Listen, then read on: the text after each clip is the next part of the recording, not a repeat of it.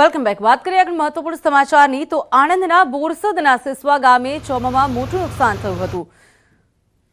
તો 5 મહિના પસાર થઈ જવા છતાં પણ હજુ સુધી સહાય ન ચૂકવાઈ હોવાનું ગામ લોકોએ આરોપ લગાવ્યો છે।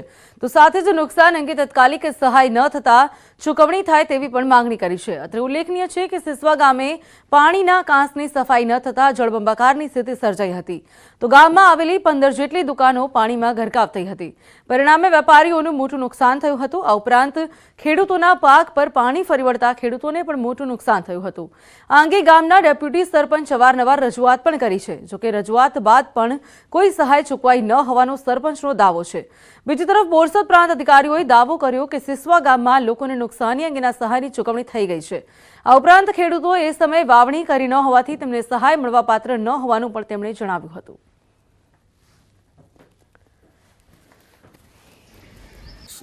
નુકસાનમાં તો તમાકુનું દરું ગતું રહ્યું, મરચીનું દરું, ડોંગરમાં નુકસાન અને ખેડૂતોના ખેતરોમાં મોટા મોટા કોતરો પડી ગયેલા। કોઈને કશું મળ્યું નથી। સરકાર કોઈ રાહત આપી? કશી આવી નહીં। તમે રજૂઆતો કરી છે રાહત માટે? કહ્યું તું પણ તાકે થશે કશું કર્યું નહીં।